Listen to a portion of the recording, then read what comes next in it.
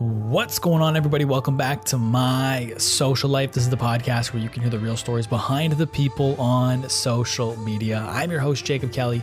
As always, today's podcast is powered by Trufan. And before we get into today's conversation with Charlie Grinnell, there's a couple things that we need to go over first. Number one, if you enjoyed today's podcast, please consider leaving a rating and a review. The more positive ratings and reviews we get, the more it helps new people find the show. And it really helps to grow the community that we're developing here. And if you're one of those people that have recently found the podcast, welcome. I'm very excited to have you here. Make sure you subscribe and stay tuned for future episodes. I put out brand new interviews every single Monday and brand new takeaways episodes every single Thursday as an audio exclusive where I sit down and break down the most recent podcast episode of the week. And last but not least, if you enjoyed today's podcast, be sure to share it to your Instagram story. Tag myself at the Jacob Kelly, tag Charlie at Charlie Grinnell, and I'll feature you on my account and send you a message as well. And now, without further ado, let's get to my conversation with Charlie Grinnell.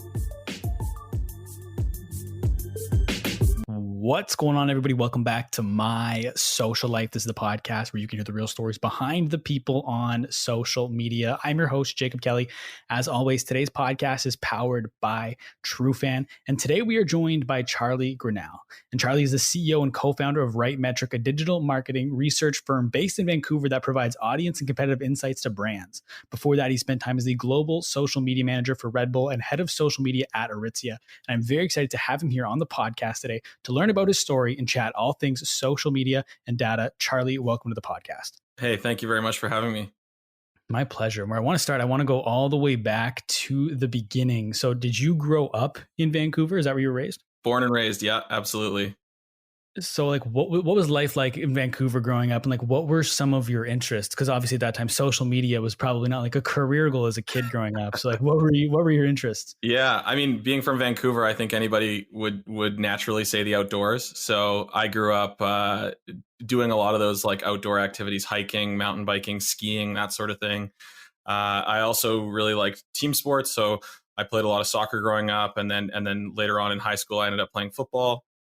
So yeah, it kind of a mixed bag. Vancouver, you know, whether it's raining or not, you're outside, you get your Gore-Tex on, and you head outside and you get after it. West Vancouver secondary, right? Correct. So talk to me about football, because you ended up getting a football scholarship, right? I did. Yeah. Once upon a time, way back when. So I actually started playing football pretty late in the grand scheme of things. I only started in the 10th grade, and I became apparently pretty good at it pretty quickly, which was surprising at the time. I ended up taking a football scholarship to UBC because I wanted to stay in Vancouver, and that was ultimately cut short actually by a car accident that I was in, where I had a back injury and wasn't able to continue my studies or playing ball. So yeah, it was kind of a whirlwind. My football career started really quickly and ended really quickly at the same time. Mm-hmm. And so before we kind of move on just on football still, when did kind of so I used to host the Red Blacks podcast. This is kind of a mix of my two worlds here for a minute, but at what point did playing CIS football become like a possibility? Like you said, you were naturally good at it. So once you realized you were good, were you like, I'm going to try and get a scholarship, or did it just kind of happen? It just kind of happened. So I started playing in the 10th grade. And then I going into grade 11. In grade 11, I started as a I guess, younger person on the senior team, right? Because the teams here in British Columbia are 9, 10, and then 11, 12. So when I was on the senior team, I was in grade 11, but I was able to be a starter on the offensive line. And that summer, I ended up going to a camp at SFU. And I had never been to football camp. I had done soccer camps growing up, but again, like football was fairly new. I was pretty interested. My high school coach had kind of been telling me, hey, there's potential here for you to go to the next level. You know, I didn't really know what that meant at the time. And so I went to this camp, and it was a summer camp. I ended up winning the most valuable lineman there. And the head coach at SFU at the time came to me and knocked on my door, because we were staying in the dorms there. You stay there for a week. And he was like, I want to talk to you and your parents. And I was like, oh, okay, this is weird. And he sat me down, and I hadn't even started my grade 12 year yet. And he was like, we want to offer you a scholarship. And so that's kind of when things started to shift in terms of the football side of things, because again, like I wasn't necessarily pursuing a scholarship. I was all new to this. I was just kind of playing. And after that conversation with SFU, then, you know, there was universities were starting to send recruiting packages and recruiters to my games and stuff to our schools, so I would be getting mail at the school from, the University of Western Ontario and McMaster and all these kind of schools across Canada. And so, yeah, I kind of just fell into it. And I ultimately ended up choosing UBC because my high school offensive line coach at the time, this guy named Bob Beveridge, he was the offensive line coach at UBC, and he would also coach us. And so, he was the first person who really taught me kind of, the game itself. And so I had that loyalty there where I wanted to, go stay in Vancouver, obviously, because I like Vancouver. I thought UBC was a really good mix of both academics and athletics. And then on top of that, he was arguably one of the guys who made me the player that I was. So that's why I ended up choosing that path. And what are some of the lessons football taught you in the 3-4 years that you would have played? So I didn't even play 3 or 4 years. That's the thing. I was there for like not even a month in my first year. That's how quick the car accident happened. In terms of the lessons, I think the obvious one would be teamwork, right? You in football, there's such a focus on. We used to always say, and again, in British Columbia, we play American rules in high school, whereas I believe in the rest of Canada, they play Canadian rules. But our high school coach used to say, just do your 1/11. And it's essentially 11 players on the field all have to do their specific thing to be able to be successful. So teamwork is kind of, the cliche side of it. I think the big thing for me that I took away from it was actually developing a mental toughness. And so, this idea of staying neutral, not getting too high and not getting too low. And I think the big thing with that is, and how that's transitioned into business, is nothing is ever as good as it seems or as bad as it seems. And I think that kind of neutrality is something that I've learned through football. I was typically one of the guys who, I wasn't really a big rah-rah guy in football. I wasn't really like, hey, like let's yell and scream and get fired up, kind of like what you probably see on Instagram or in like typical, football pump-up films. I think for me, I was very cerebral in my approach to the game, in that it was like, okay, if I played offensive line, I need to take this guy and move him over there. Cool, let's go do that. I didn't need to get smacked in the face or get angry or whatever. I just kind of viewed it as, I need to move this thing over there so that we can get the ball into the end zone. Mm-hmm. And with the car accident that you said ended up cutting your football career short, I've heard you credit the 1996 Mazda B Series pickup truck you were driving as saving your life. Yeah. I'm curious if how does your outlook on life as a whole change after that day? Absolutely. So funny story. I'm impressed that you've done your research. I think I was actually in 2 car accidents on the same day, a year apart. So the 96 Mazda B3000 pickup that you're referring to, that was on October 5th, 2007. On October 5th, 2008 was when I was in another car accident, which was the one that ultimately took me out of school and took me out of playing football. And that was also in a Mazda B4000 pickup truck, because we replaced the one that had been crashed the year before. Now, what I should say is, for the record, none of those accidents were my fault. So I gotta cover my bases there. It's not because I'm a poor driver. It was just wrong place, wrong time. And, I didn't drive on October 5th for a few years after. That's always the question I get. In terms of my life changing, absolutely. I think, I was 18 and I had a serious back injury that required surgery. And I went from being this persona of a varsity athlete. My whole plan was to go to UBC, study poli-sci, maybe economics, and then maybe go to law school if I could figure out a way to get in there. And, you spend from grade 10, 11, 12 kind of building this persona or personal brand that you're an athlete. And that was kind of ripped away in an instant. And I had a lot of time to think because, I dropped out of school. I wasn't playing football and I was pretty much sitting at home waiting for my surgery. And that really gave me a lot of perspective and a lot of time to think. And I think what it made me realize is no matter how much you plan, everything can change in an instant. And yeah, I learned that lesson at 18. And so, absolutely, I was sitting there. I was angry. I was scared. I was upset. But at the same time, I kind of used it as an opportunity. Like, hey, I kind of get a restart. So, were there other things that I wanted to get into from that? And yeah, that's how I always say now that car accident was the best and worst thing that happened to me at the exact same time. And shortly thereafter, did you know right away that you could no longer play football ever again? Or was there like some hope that you had that you could still get back? Like working in football, I've seen guys take major injuries and do everything like they shouldn't be playing again, but they're doing whatever they can to get back out there, even though like medically not a good idea. Like, was there ever part of you that was still clinging on to playing football, or did you pretty much have the realization quickly that you weren't playing football anymore? So I did try and come back, but basically it got to the point when I had lower back surgery. There's the key piece of context, and so with that, having lower back surgery, I just, it's a serious injury. It's invasive surgery, and you lose a lot of things. You lose flexibility when you have back surgery like that, and once you've had back problems, they could continue. And I was playing center. So it's a position that's pretty hard on the body. And so, yeah, basically I did the surgery, did a ton of rehab at a place here in Vancouver called Level 10 Fitness.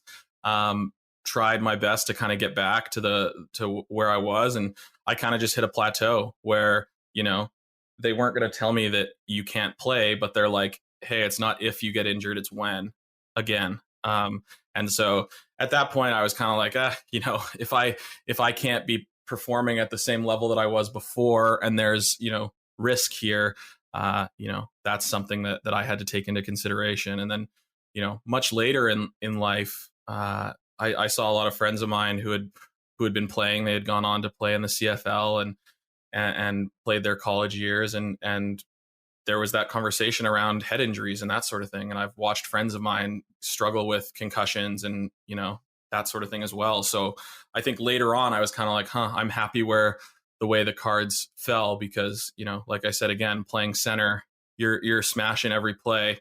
And even if you try and keep your head out of it, you still can get hit in the head. And people who are playing football today, like, yeah, hats off to you. No pun intended there. Like, I love the game. I really enjoyed it. I had a ton of fun. But now thinking about it and seeing the potential for head injuries, I think I value my brain much more than I value, going out and banging for a little while.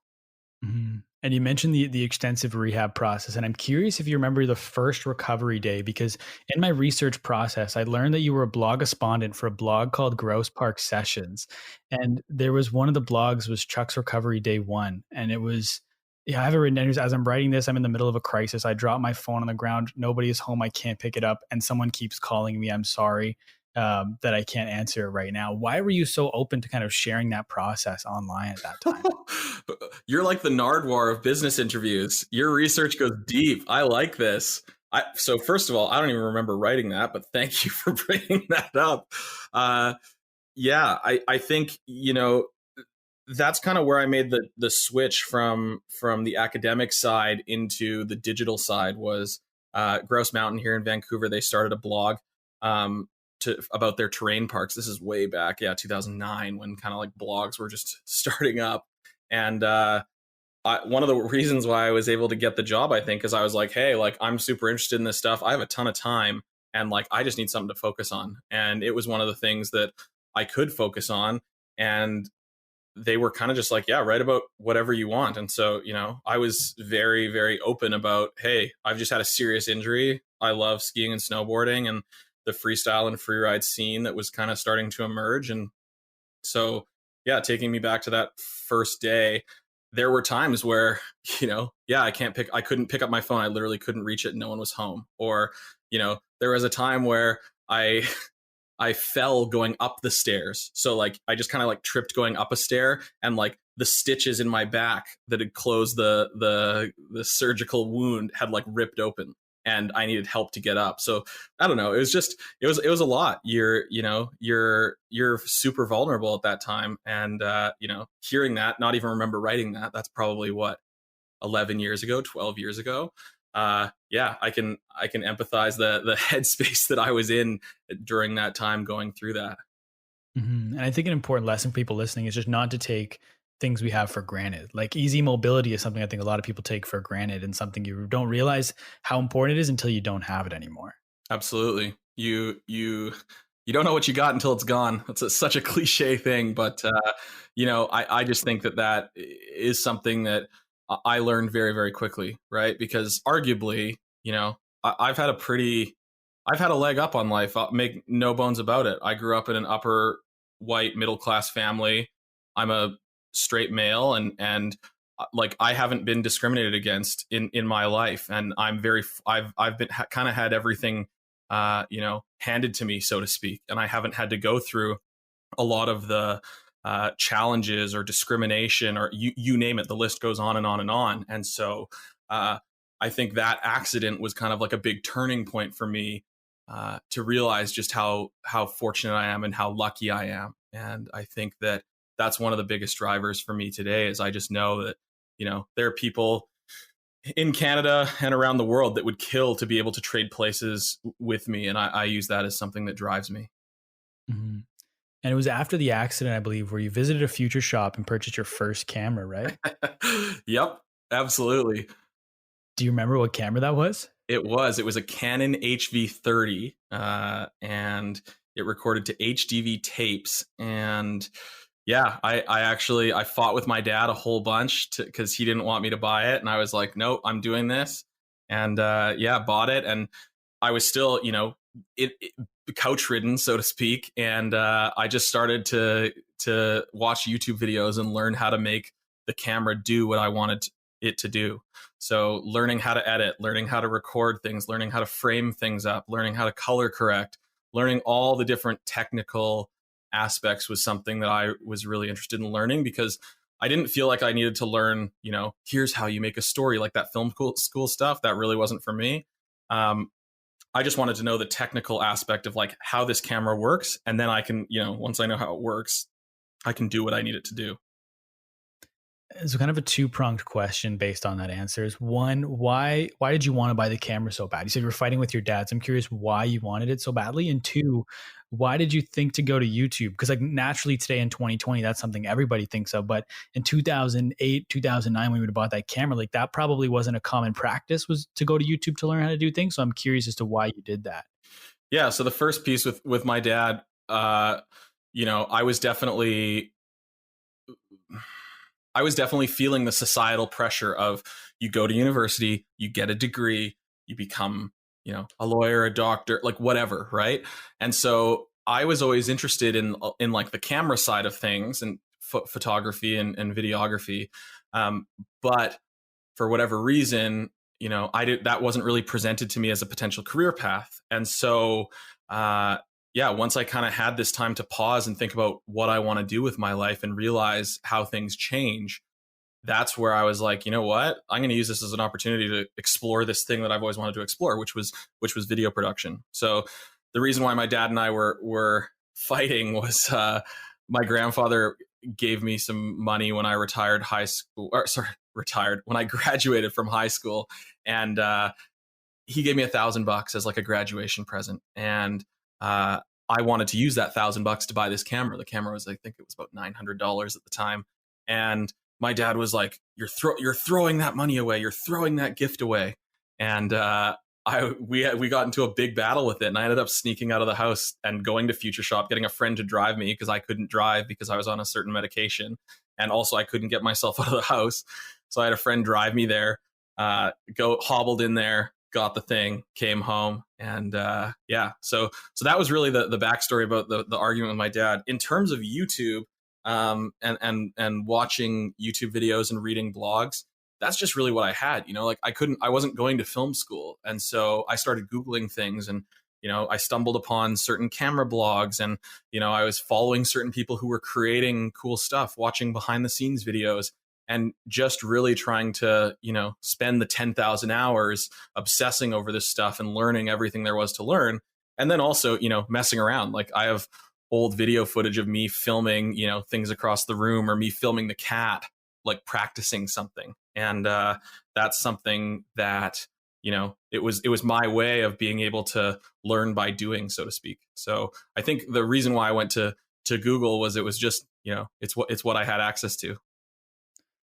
And so I'm curious, at the time when you buy that camera, is your intent to try and make it into a business, or is it something more so you're looking, it's like a passion of yours that you want to just pursue further and see where it goes? Yeah, I think it was more the latter at the beginning. I just wanted to make cool videos with my friends, and that sounds pretty dumb, but like I had some friends of mine who were pretty talented athletes, and you know, some of them were starting to pick up sponsors and that sort of thing. And as I kind of got more into that world, I started to realize, oh, okay, there are companies out there that do this, and that's pretty cool, and they make really awesome stuff. And that was kind of the first time where I was like, oh, well, you know, I could do this, and that's just kind of how it all started. As I was going through it and filming things, it just all kind of came together, and it just snowballed really. And I knew you used to freelance as Grinnell Media Group, but I'm just personally curious. When I doing my research, I found a Vimeo. I wasn't sure if it was yours or not, so I was wondering if you could verify if you were Blue Magic Media on Vimeo.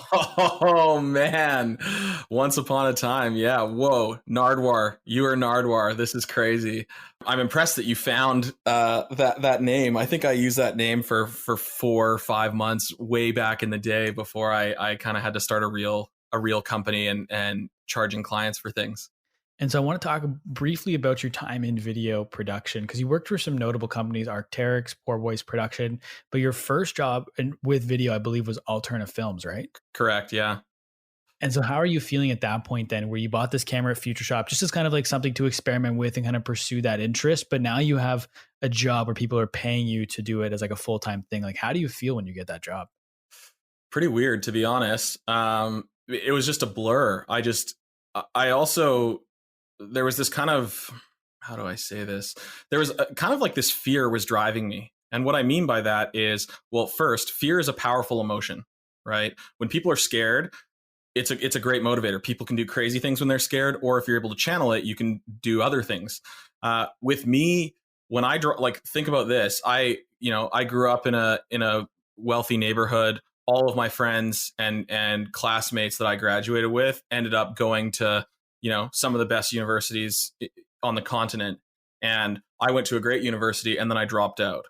And so there was this kind of fear, and I battled with my parents. My parents wanted me to go back to school because they were like, hey, you have this opportunity, you don't want to throw it away. And I just realized, like, you know, once everything changed, I didn't want to be there. And so I think this fear of letting them down is really what drove me to, you know, pursue the career aspect of things, whether it was film or digital later on.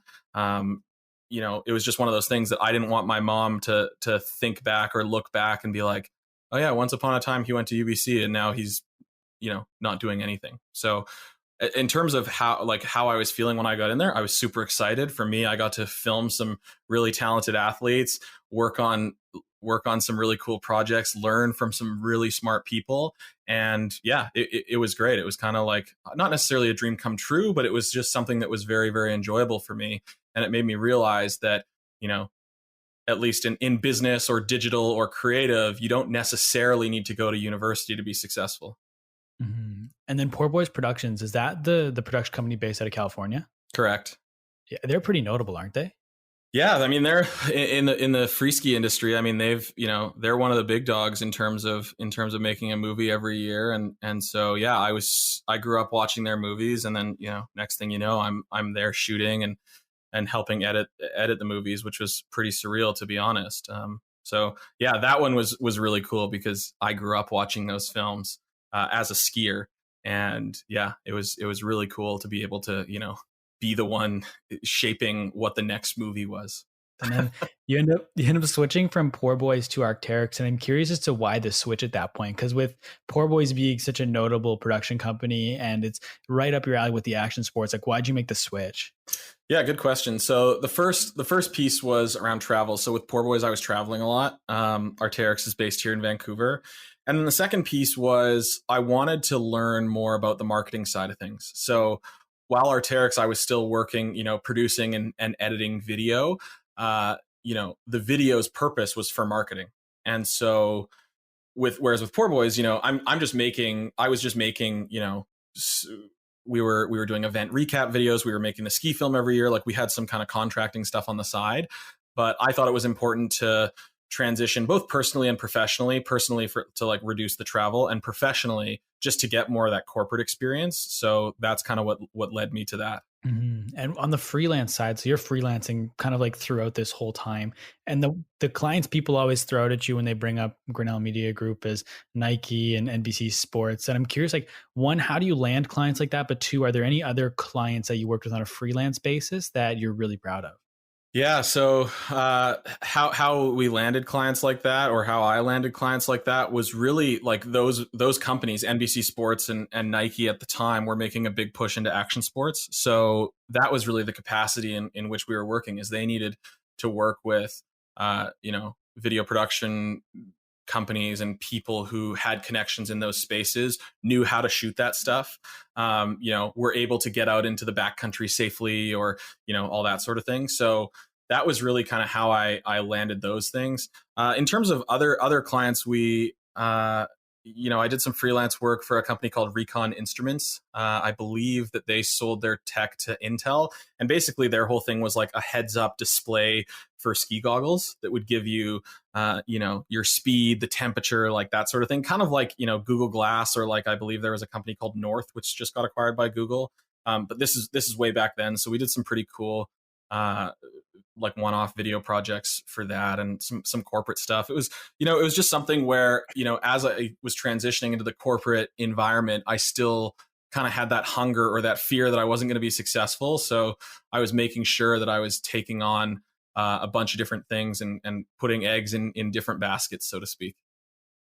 And then after Arc'teryx is when you would have spent time with Invoker, which is the agency that launched Hootsuite.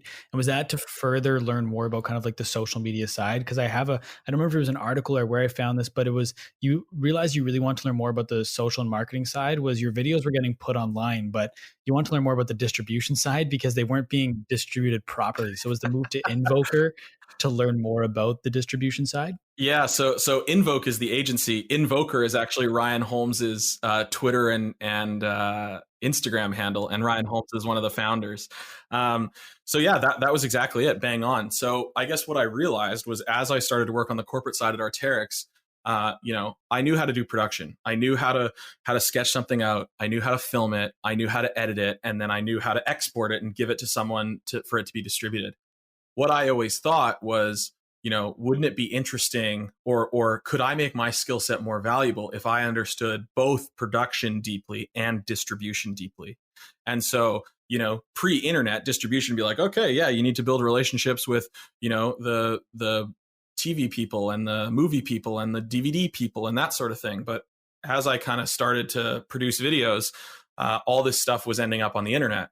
And, this is 2013, 2012. 2011, 2012.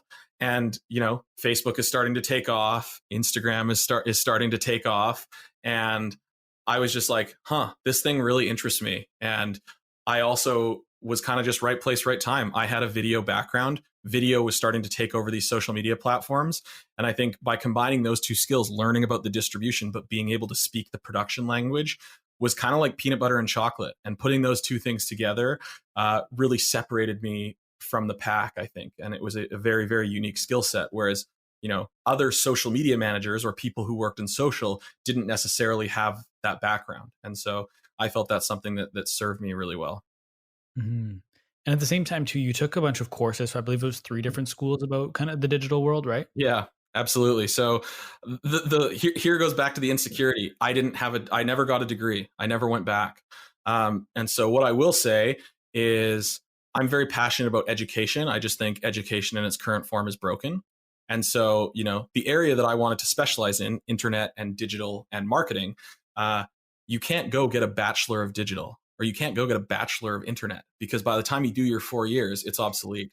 And so for me, the way I kind of looked at it was these micro certifications. So being able to go to these universities, SFU, UBC, and Syracuse University, and doing these kind of almost like boot camp style, condensed programs where I could get specific knowledge.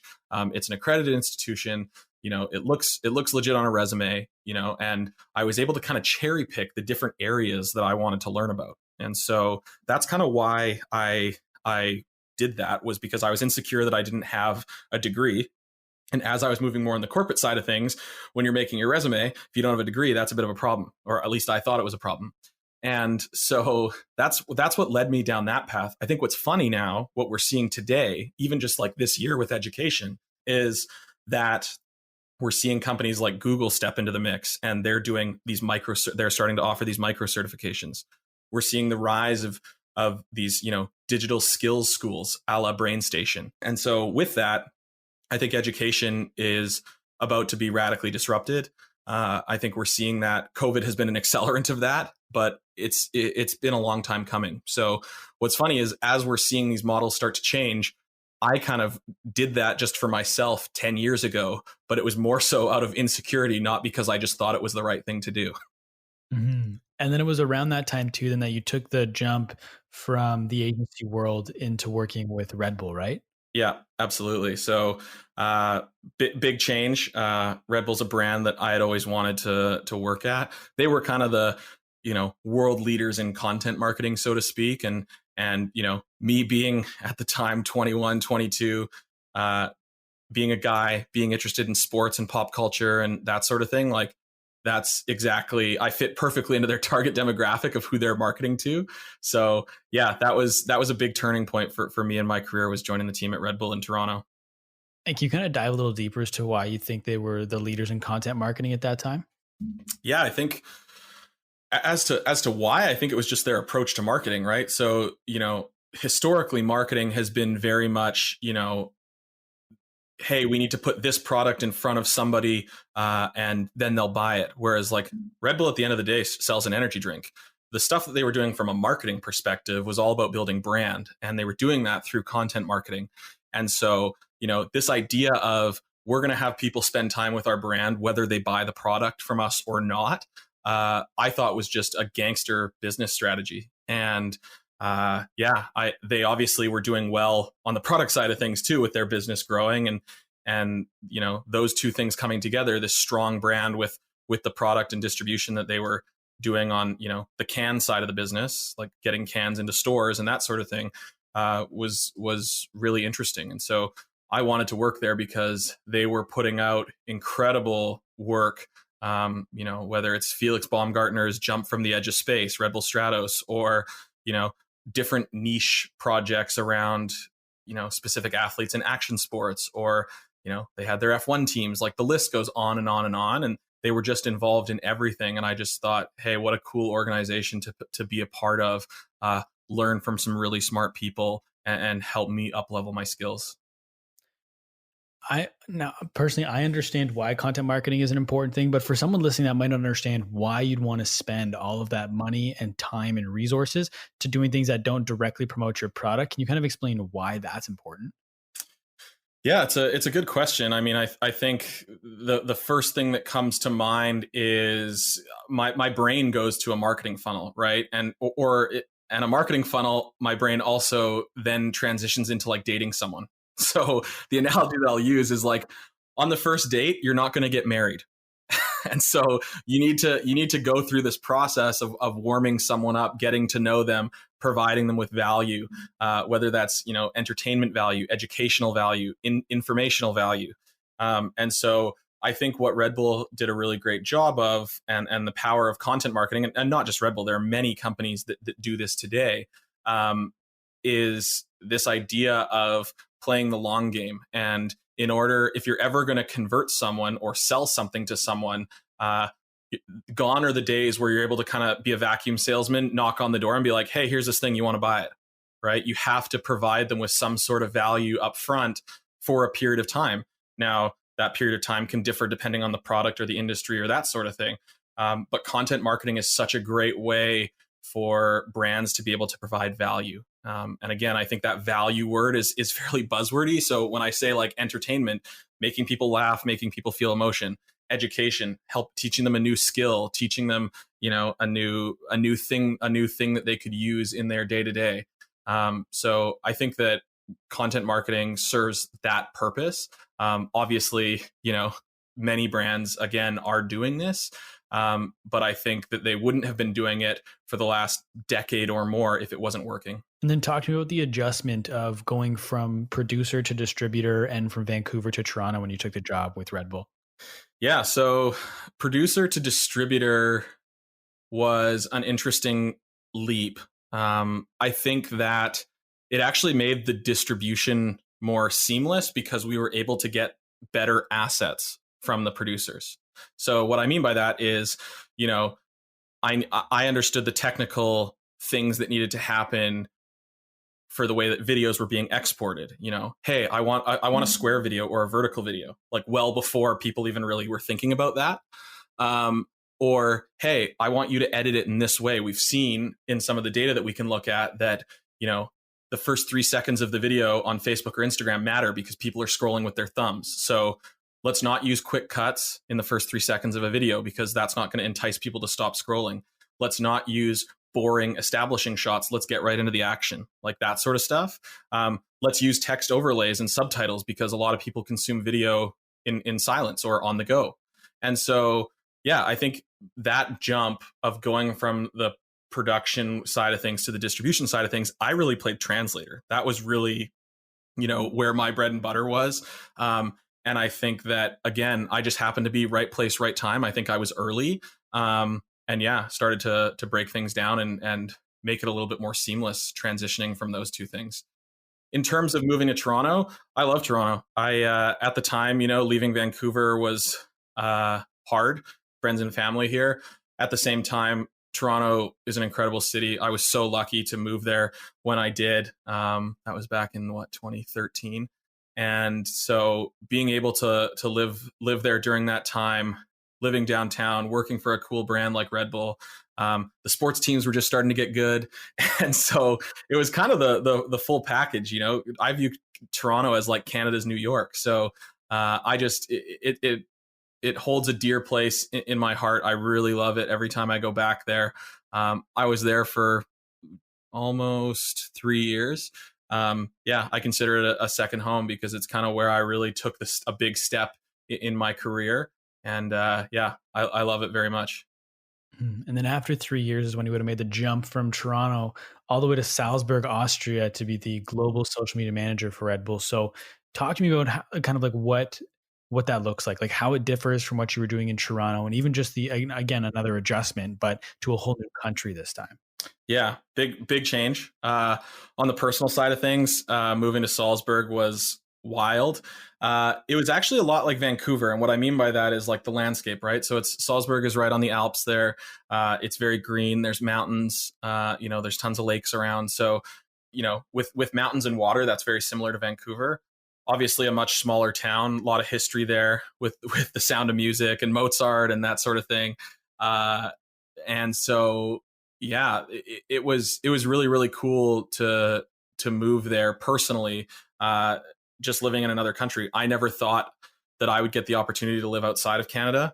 And the reason for that is because I didn't have a degree. So I always thought I was never going to get a foreign work visa because of the fact that I didn't, you know, go to school. I was able to get a foreign work visa there, which was awesome. And yeah, on the professional side of things, huge change. You know, when we're in Canada, we were responsible for, you know, shaping how Red Bull comes to life digitally in Canada. That's a big job as it is.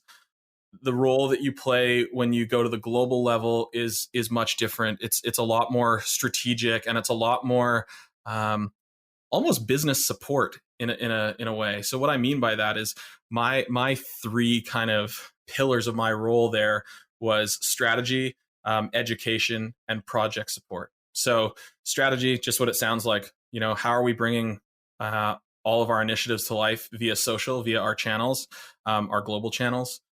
The next one, education. How are we helping all the different teams around the world in all the different countries understand that strategy, deploy that strategy in a way that makes sense to their local market?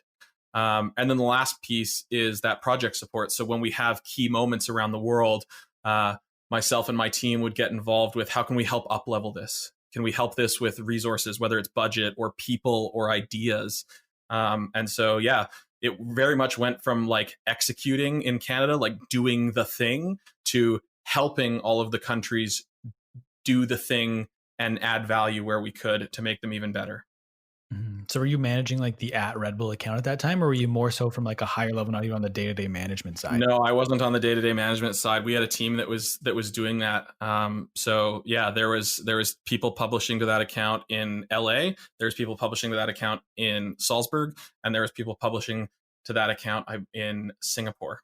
So from like your perspective, like a management perspective of all of that, how do you balance one, just a team across the country, but also servicing an audience across the country? Because culturally, things in the United States are very different from some place like Japan's. Like, how do you balance that?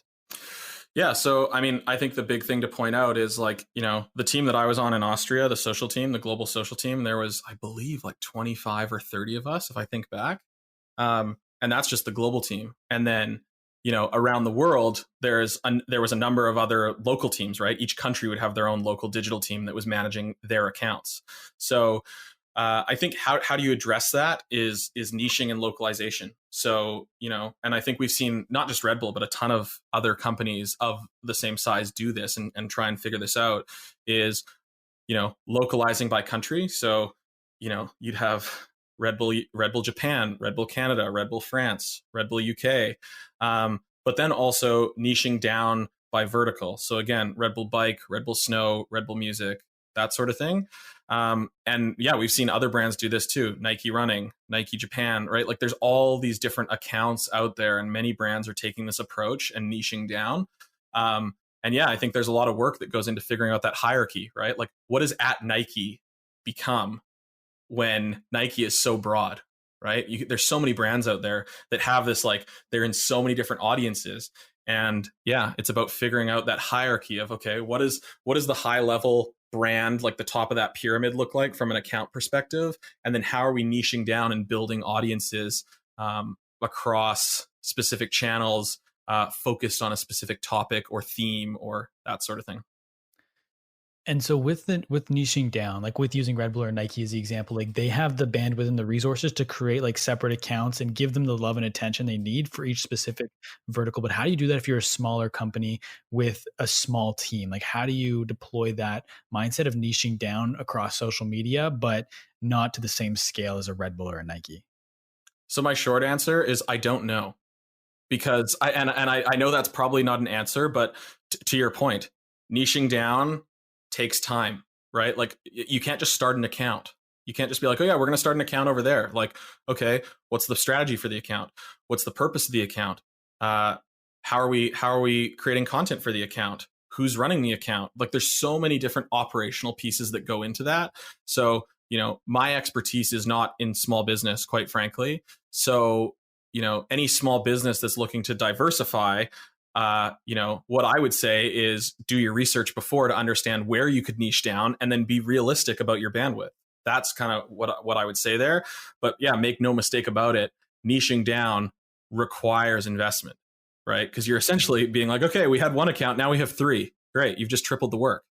And yeah, there are some efficiencies that you can get via cross posting and cross promoting and that sort of thing. Absolutely. But yeah, you're essentially doubling the workload, which means if you want the output to double, you're going to need to figure out how you're going to adjust the input as well to be able to maintain that output.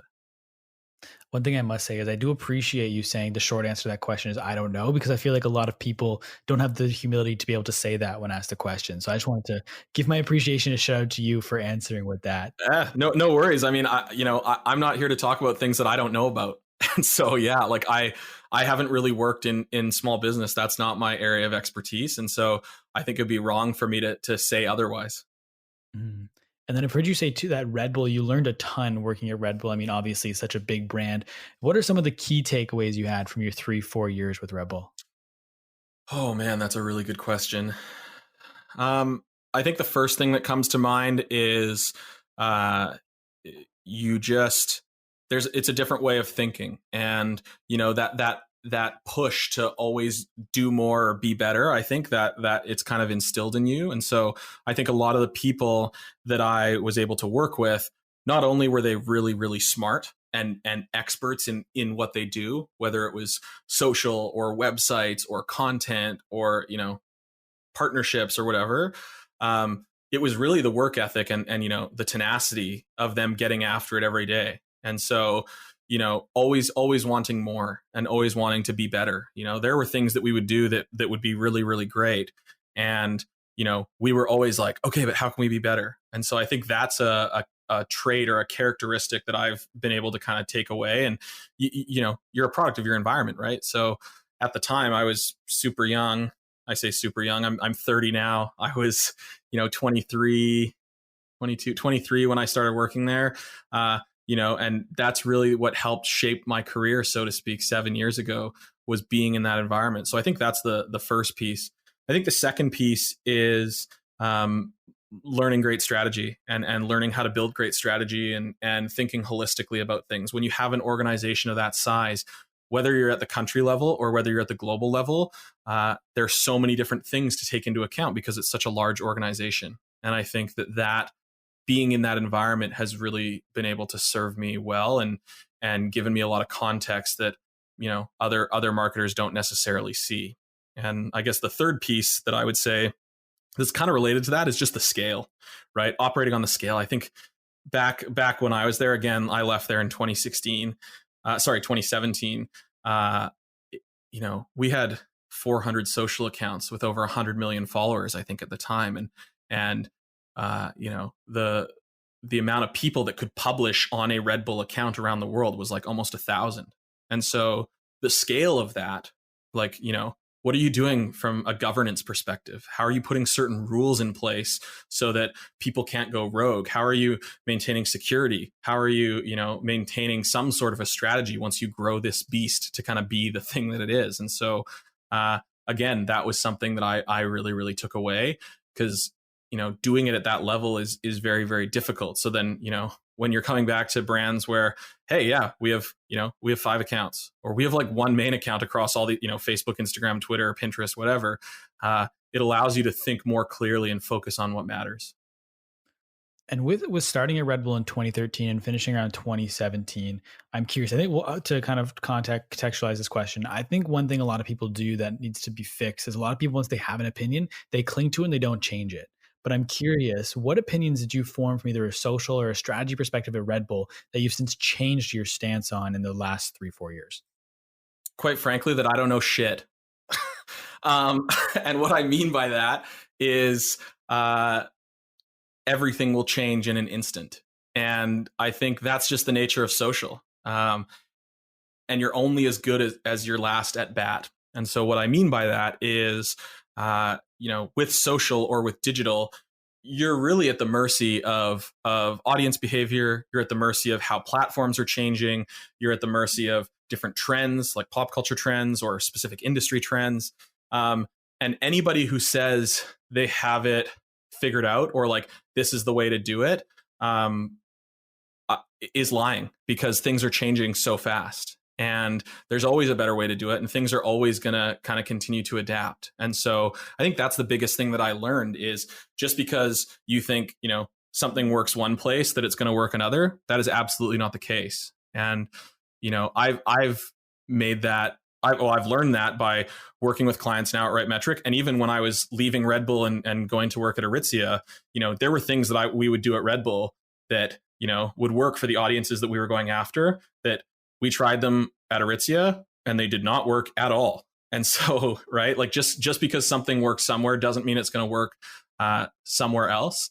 And so, yeah, I think that's the biggest thing that I learned is, your gut is only going to get you so far. I think it's important. I've talked a lot about this before on my own podcast about, marketing. The best marketing is a balance between art and science. And if you can use the scientific side, using data and insights to inform the gut side or your intuition, this idea of informing intuition, that's really where you have a sweet spot is, don't dismiss things that you know about marketing to be true. That's totally fair. But how are you using data and insights to validate or verify or steer you directionally in a direction that you want to go for your business? And when you were talking about how when you went from Red Bull to Aritzia, things that worked for Red Bull didn't work for Aritzia. Talk to me about that specific transition where you're going from a completely industry to a completely different one. I'm sure the tone of voice, the audience is completely different. So like, was that a difficult hurdle for you to overcome after spending 4 years with Red Bull and then jumping to Aritzia? Absolutely. And it was by design. I think a great way to learn or test your skills is go into an industry that you don't know anything about. I make no bones about it. I don't know much about women's fashion. But what I did know a lot about was distribution, social media, digital. And so when I joined the team at Aritzia, there are a couple things that were really important to me. One, I had worked primarily at Red Bull, which at the time is, a fairly male dominated industry, right? Sports and that sort of thing is male dominated. So I thought it was important to get experience working at a brand that was going after or targeting women. I also really enjoyed working with a ton of incredible women while I was at Aritzia, and I wanted experience working with women. I really enjoy working with women.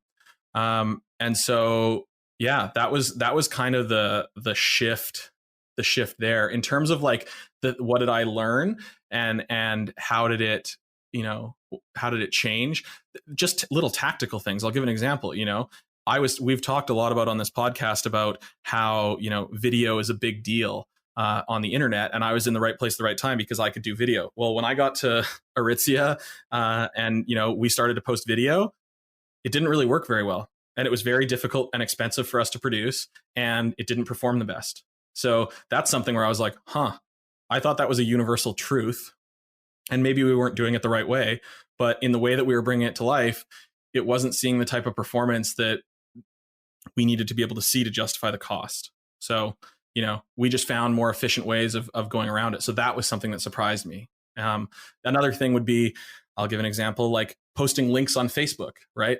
Many people probably listening to this will be like, yeah, that's a no-no. Don't post organic links on Facebook. You might as well be aiming for page 7 of Google, where you can hide the body. And so, but like posting links on Facebook did pretty well for us. So there are things where, again, why I said like what I learned back then was that I didn't know shit, is that, yeah, every day something can change or you'll learn something. And just because it was like that today doesn't mean it's going to be like that tomorrow. Mm-hmm. And then working with one brand over time, like how do you go back and test the previous findings you think you had? So maybe, for example, this is a terrible example, but in like 2014, we'll say posting links on Red Bull Facebook would be a terrible idea, but maybe in 2020, that's a good idea. Like how often do you think brands should be going back and like retesting things that they found a year or 2 years prior? Always. I think like that's the thing, is like you need to have a culture of testing things, and you should always be running tests, but make sure that you run tests strategically.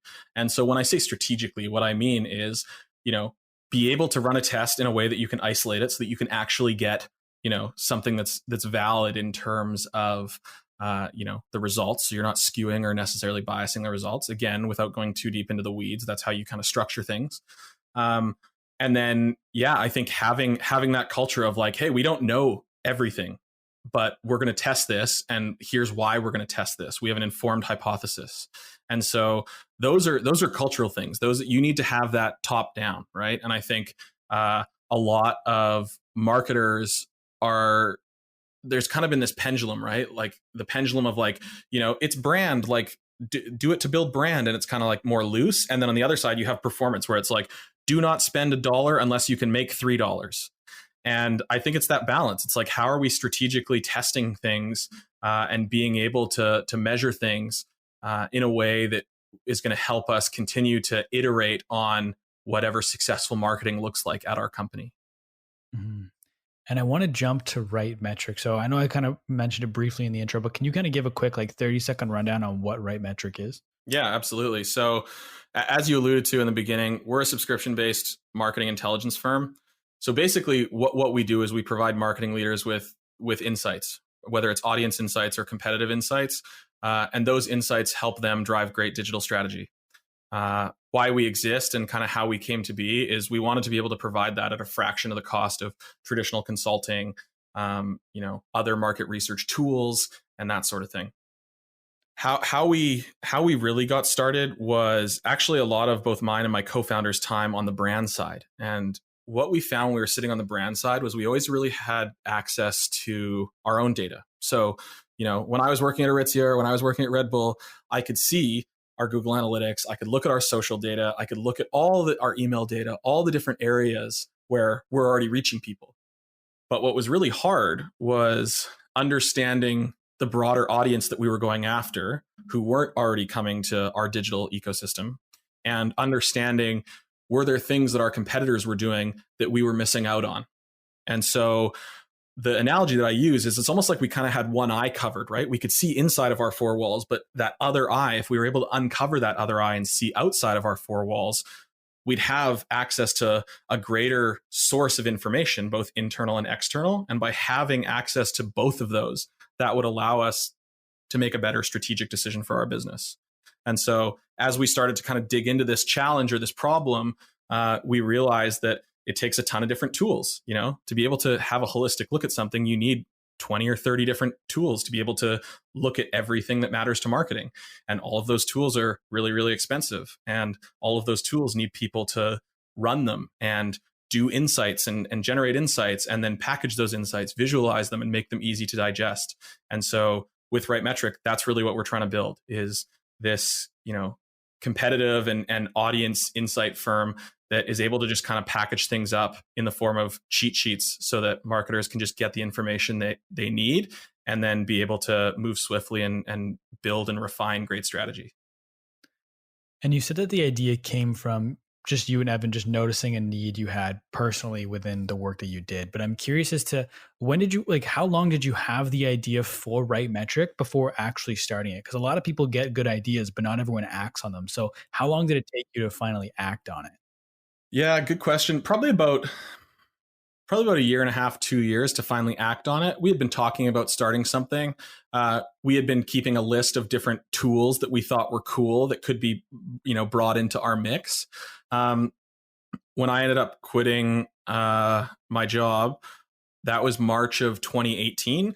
And for all of 2018, we were more or less freelancing. We were just trying to focus on, okay, we're freelancing. We need to pay our bills. How can we, pay our bills and then continue to hypothesize and work on this idea that we have? End of 2018 is really when we started honing in on marketing intelligence. We had been approached to do some custom research projects for various brands. And as we started to do that and deliver those projects, that's where we really started to feel like we were onto something. And so, yeah, it was definitely like a long time coming, but March 2018, September, we've been in business for 2.5 years. But I think the types of brands that we've been able to work with to date, the type of insight that we're able to provide them shows that we're fishing in the right pond, so to speak. Mm-hmm. And so exactly how does the platform work? From my understanding, I'm going to try and explain how I think it works, and you just correct me where I get this wrong. Sure. So from my understanding is that you work with 30 different data tools and partners, and essentially you pull all the data from all these other platforms, but then you put it into one place and organize it. Is that kind of how it works? Yeah, we organize it and we do insights on top of it, and then we deliver it in the form of reports. And so that's how it is today. What we're working on and where it could go tomorrow, it could come to life in a variety of different ways, whether it's a web app that you log into or something like that. But yeah, basically, if you're looking to understand what winning digital strategies are happening in the automotive space, instead of having to go to 30 different tools, right, or only looking at social media, it's important to understand, okay, what are brands doing across the digital ecosystem in automotive, and what's working well for them and what's not, and what can I learn from that? That's very time consuming. And so we take that on and handle that, and then offer the insights related to that on a fractional basis. And then so you presented, you said through the cheat sheet. So is there like a dashboard people log into? Do you have your own platform, or do you more so just kind of like send them via email? Like, how does that work? Right now it's via email, but Q4 actually, which we're about to kick off in a few days here, that's where we're going to start working on the dashboard side of it, as well as an insights library that'll be searchable. And a lot of the stuff we do actually is in the form of case studies and like data storytelling, so to speak. So being able to dig into things that a brand are doing tactically, but then being able to tell the story, weaving all those different data points together across platforms to show and uncover what is their entire strategy and is it working or not. And so are you able to automate the quantitative side of the reporting, or is it a lot of it manual work still? It's a bit of both. So we obviously have some automation because we're a small team. There's 7 of us. And so, yeah, we do have automation on our side, but also there are things that just computers can't do. And so we need smart analysts to be able to, pull meaning from this data, write insights that are actionable, and understand the challenges that marketers are facing. So we kind of operate on this hybridized model. It's really a productized service. And I'm curious then, kind of with that in mind, about scaling the company, because when interpreting data, like you and I could look at the same data and interpret it differently. So how do you go about growing the team while trying to figure out how they interpret data and doing it in a way that'd be similar to you? So when they're presenting to a client, you're getting a similar result to if you were interpreting that data and presenting it to the client. So what we've worked on over the past couple of years is a proprietary methodology of how we look at things and why we look at things. And so, there are guide rails. It's not just, hey, hire an analyst and whatever they say goes. We have different ways of measuring, winning digital strategies, what success actually looks like, that are grounded in, quantifiable metrics. Where the analysts come in is more on the qualitative side. So I'll give an example about like video content. If we're looking at the performance of video content, yes, absolutely. It's like, what's the engagement around the video?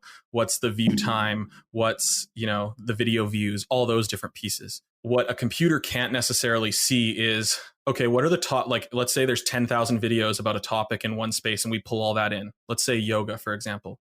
We pull in the top 10,000 videos related to yoga on YouTube. Great. We can see benchmarks. We can see the quantitative aspect of things. What a computer can't tell you is, are most of them how-to videos? Are most of them gear hauls? Are most of them, confessional type videos? Are most of them vlogs? That's where you need a human to look at things right now, because there aren't tools out there on the market that can do that. But that stuff is really valuable because understanding a topic or a theme or the way a video is produced or edited or shot is very important insight for a marketer to understand when they're briefing into their creative team or their agency what kind of video content should be made and how it should be made based on the quantitative performance of the best content in that space. Does that make sense? I think so. I'm curious. So you pull these insights. So for example, I use a yoga example from like 10,000 yoga videos across the internet. But how important then is it about the additional interests of the consumer? Because if somebody likes yoga, they're not going to be going to yoga 24 hours a day. They have additional interests. So how are you pulling insights from the consumer, but from the other interest of the consumer? Yep, we can see all that stuff too. So understanding that, okay, people who watch yoga videos also watch videos, for the sake of example, of car racing or gardening or cooking. All of the different tools that we use have access to see, other adjacent behaviors, interests, affinities, that sort of thing. And so what we're doing is pulling that all together, weighting that and right sizing it, and then benchmarking that and understanding, how other brands are looking at this and interpreting this as well.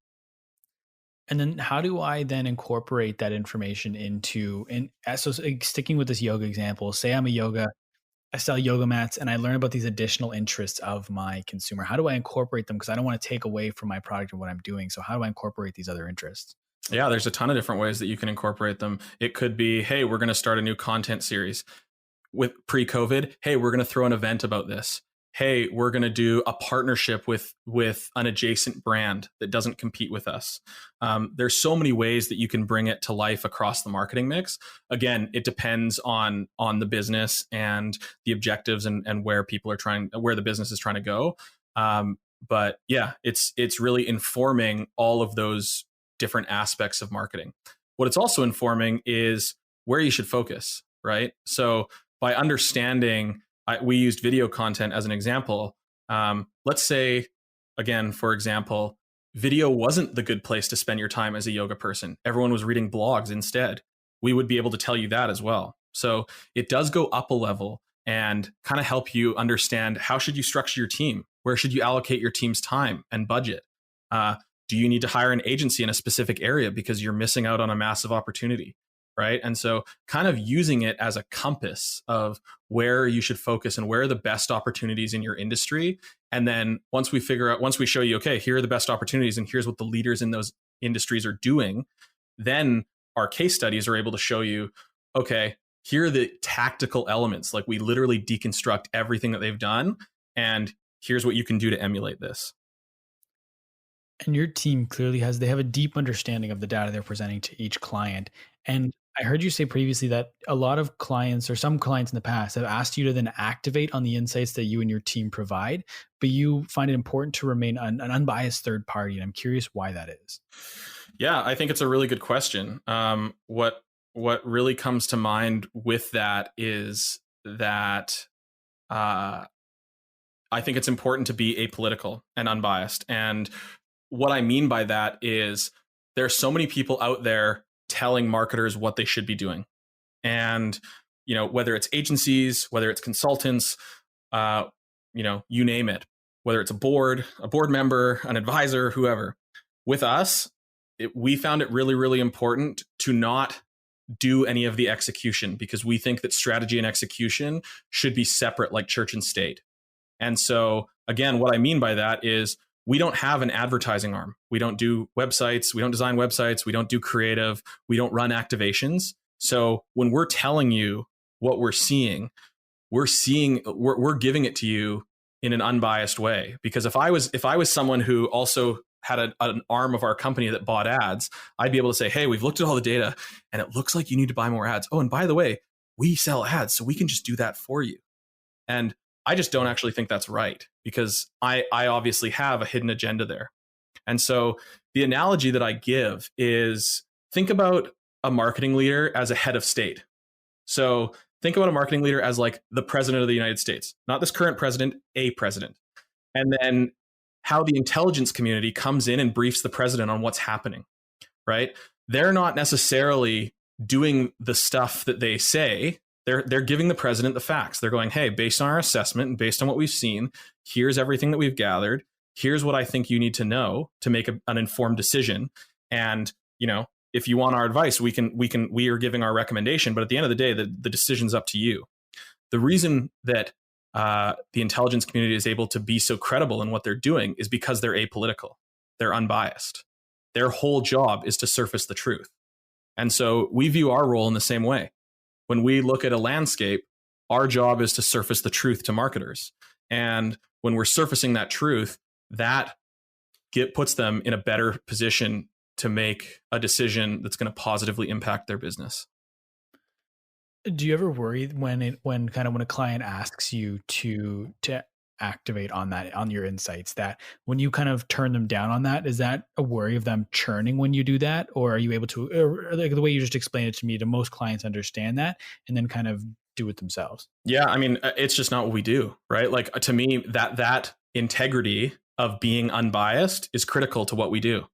And so, we've walked away from tons of money before to activate on something because it's just not what we do.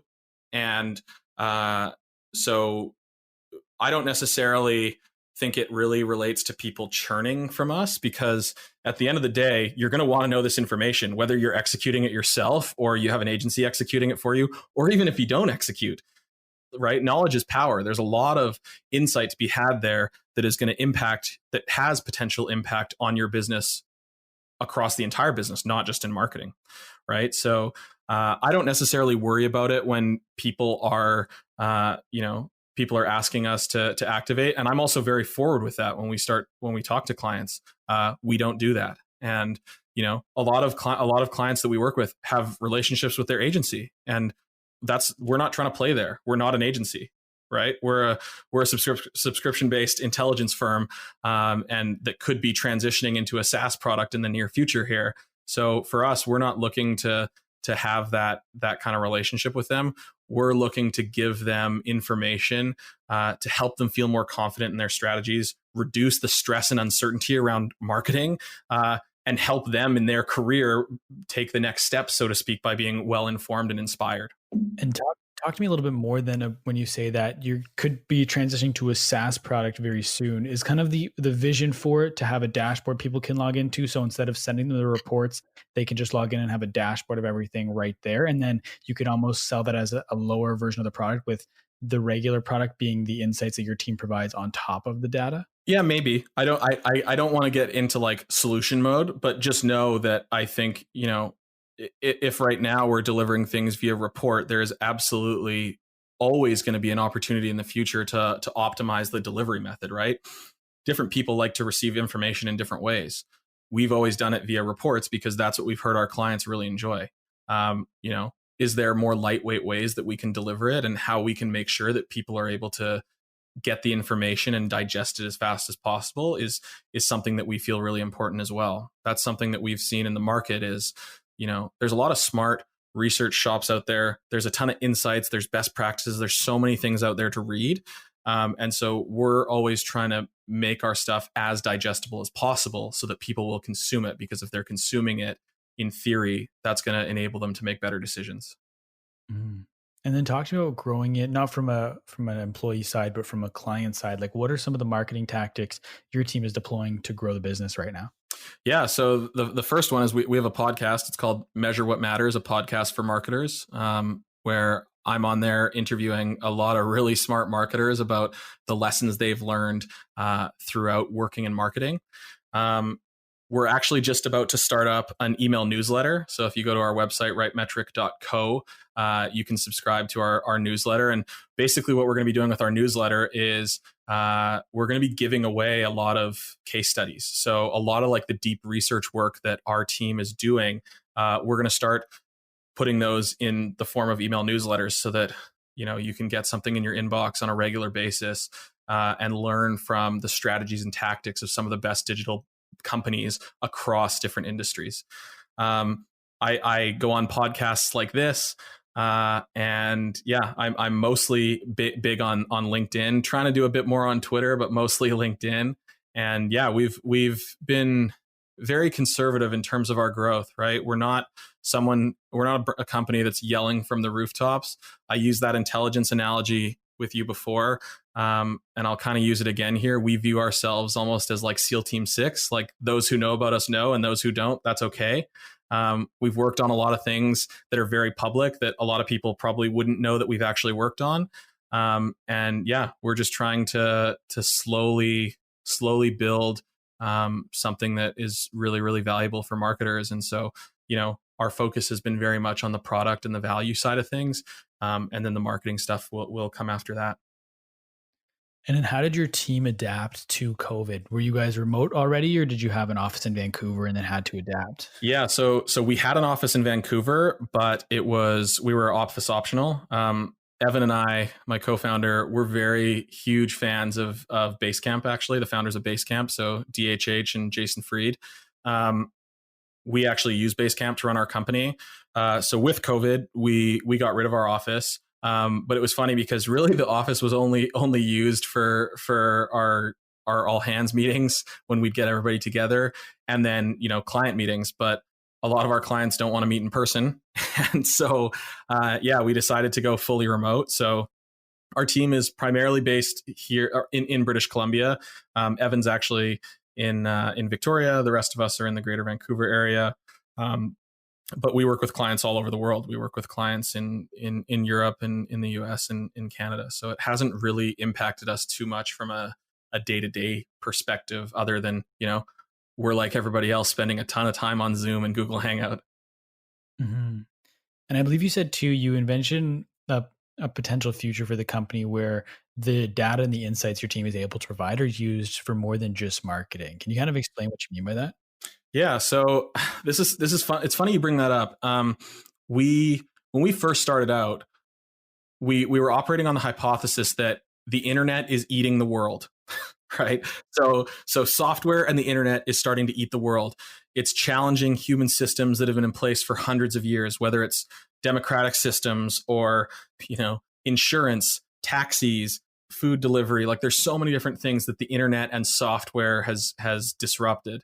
And so as the world was getting swallowed up by this stuff, we figured, hey, there's going to be so many data points spat out the other end that we could count and pull meaning from.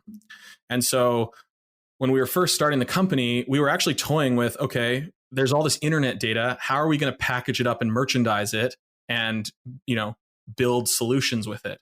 And we toyed with other areas such as investing or product or, that sort of thing.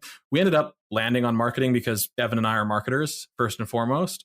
Now that said, who knows what the future holds, right? There's so many different things that can be learned from this data to help make decisions. Again, whether it's investing or product decisions, really any business decision, there's a lot that can be learned as people spend more and more time in their day-to-day life doing things online, which they never did before. So there could be an opportunity there in the future. We're really focused right now on building a solution for marketers. If once we get to that point where we feel comfortable that we have a great solution for marketers and we're looking for something else, maybe we'll look at that, maybe not. But yeah, there definitely is something there if that's what you're asking. Do you think that another potential future for the company is launching another brand on top of it? Just based off all the insights and data you collect, you'll understand consumers at a very, very detailed amount. Do you think that you could then leverage those insights to launch another brand, or does that then factor into how you don't act on data? You want to remain apolitical, so you won't do that? No, for sure. It's a good point. I've actually had a few people say, hey, like, have you ever done, trend analysis to be able to understand, could I launch, a direct to consumer business in here? I want to look at this. Like, yeah, that could be a model in the future. I don't think necessarily it's something that Evan and I have talked about or really necessarily get excited about, but I've had other friends of mine come at me and be like, whoa, you're able to see a lot. And like, that could help you inform a new business. And I'm like, yeah, that's great. I'm just also trying to get this business to go. So, it's a matter of managing what you've bitten off and chewing it before you go in for another bite, right? And you mentioned earlier how it's a balance between the science and the creative. And I've heard what side do you kind of land more onto? Because you have a creative background, but you're so into data now. Do you have a side you kind of personally skew to, or you try and stay right down the middle? I stay right down the middle because I think that it's super important. So I would say, like, holistically, I try and have stay right down the middle. Now, depending on the challenge at hand, you can flex into more areas. I think the thing that I'm always trying to preach to people is, creativity can't be replicated. Like, be creative, absolutely. But I think, what can inform that creativity or help make that creativity even better is when you're able to get insight or inspiration from the scientific side via data and insights. And so, I think by pulling those two things together, that's where the best stuff happens. So by no means am I saying, hey, you shouldn't be creative. You should just look at the data and not do exactly what the data says, and vice versa.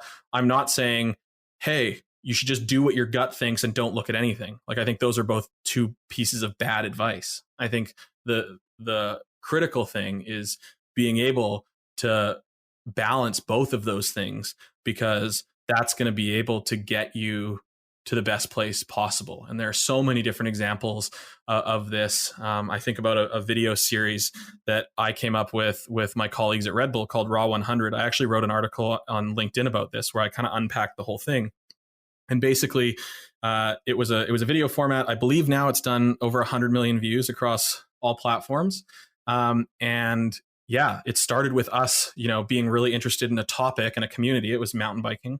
And we had a hypothesis that we think this is going to work. And then what we ended up doing was we went and looked at some of the data around it. Now, this is back in 2013, so I wasn't as rigorous as I would be today. So keep that in mind, but we still looked. And by having that hypothesis, that gut instinct, that creative aspect, and then combining it with the stuff that we could see through a scientific perspective by looking at data, we were able to come up with a format that, was super, super successful. Do you think kind of as a whole, marketers have over-indexed to some degree to being too much basing their decisions off of data? I was talking with a marketer recently, and she was saying that we're kind of coming out of this performance marketing era, and now we're starting to see a slight shift back to community building. So do you think as a whole we were over-indexed and data-driven, and now we're kind of coming back to that middle? Yes. And I think that I completely agree. The one thing that comes to mind is ever like this buzzword of data driven decision making, or that phrase. There's so many different ways that you can phrase it. It's a buzzword, absolutely. I think a lot of people, the analogy that I use is it's like sex in high school. Everybody thinks everybody else is doing it. In reality, very few people are doing it, and the ones that are doing it aren't doing a good job of it. And so everybody, and please excuse me for the crude analogy, but I think it hits the nail on the head, is that, everyone talks about it, and yet there are so many companies in this world that talk the talk, but they don't actually walk the walk when it comes to using data to inform decisions. Now, that said, I completely agree with what you said when you were talking to that other person about how, performance marketing is very much like X equals 5 or X equals 10, right? Like $1 in, $3 out. It's dealing in absolutes and exacts. Whereas I think the balance is using it to inform. Now, informing doesn't mean find the exact answer. Informing means directional, right? And so that's, I think, the big shift is the pendulum swung super hard to the performance side, where it's like, do not do this unless you can get an exact answer. Whereas now I think it should be like, do not do this because that's not the right direction, but here are the other directions that you could go, and here's the way that the data backs that up. Does that make sense? And then what about social listening? Where do you land on with social listening versus talking to customers on a one-to-one basis? I just watched a talk Sam Altman did, the president of Y Combinator, I believe, and he was talking about how important it is just to talk to your customers. And do you think that people rely on social listening more so than trying to speak to their customers on a one-to-one basis? I think both are important, is what I'll say first and foremost. You need a mix of everything, right? Like what I was saying about balance. Just doing social listening isn't going to get you all the answers you need. Just talking to your customers isn't going to give you all the answers you need. Just watching, click streams on your own site isn't going to get you the answers you need. You need to look at all of it, zoom out a little bit, and start to see what are some of the high level patterns, right? Are there things that we're starting to see over and over again? Are there similarities? Are there differences? And how can we use those to our advantage? I think one of the things that's funny with social listening that you have to keep in mind is don't listen to what people say, watch what people do, right? I'll give an example. Remember when the Facebook boycott thing happened, not the advertising boycott, when people, after Cambridge Analytica, people were like, see you later, Facebook, like I'll never be on there. Mm-hmm. Yep. Well, last time I checked, Facebook's still here. And last time I checked and I looked at the data, a ton of people are using Facebook every day. Now, I'm not necessarily saying it's as big and as powerful as it once was, but like I guarantee there are people who are like, see you later, Facebook, but then still go on Facebook or still use Facebook in their life in some way, shape, or form. So people talk the talk, but again, they won't walk the walk. And so I think that's a really important thing when you're trying to understand your customer or a topic or something related to that.